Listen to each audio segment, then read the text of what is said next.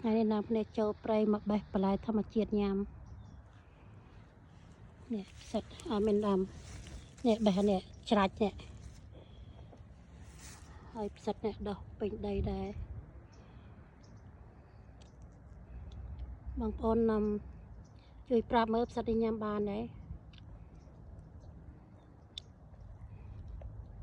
សួស្តីថ្ងៃនេះខ្ញុំមកព្រៃមកបេះប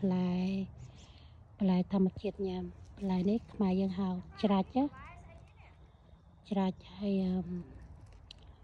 ឡូវពងអាឡោះប៉ុណ្ណោទូចវាមិនតាន់ធំល្អឯណាបែរហើយគិតថានឹងធ្វើទឹកគ្រឿងញ៉ាំនេះមកជាមួយហើយនឹងពូម៉ាក់នោះនេះខ្មែរយើងហៅបន្លែច្រាច់ហើយអានេះក៏ញ៉ាំបានដែរណាមួយនេះក៏ញ៉ាំបានដែរនេះចាអានេះក៏ញ៉ាំបានដែរធ្វើទឹកគ្រឿងយកទៅឆ្ងោក៏បានហើយអាច្រាច់នេះយកទៅធ្វើទឹកគ្រឿងហើយនឹងសឡម្ជូរស្រែហើយនឹងឆ្ងោញ៉ាំក៏បានដែរអូខេបងប្អូនឃើញបងប្អូនសាកមើលអូខេហើយបន្លែនេះក៏ញ៉ាំបានដែរនេះយកទៅឆ្ងោ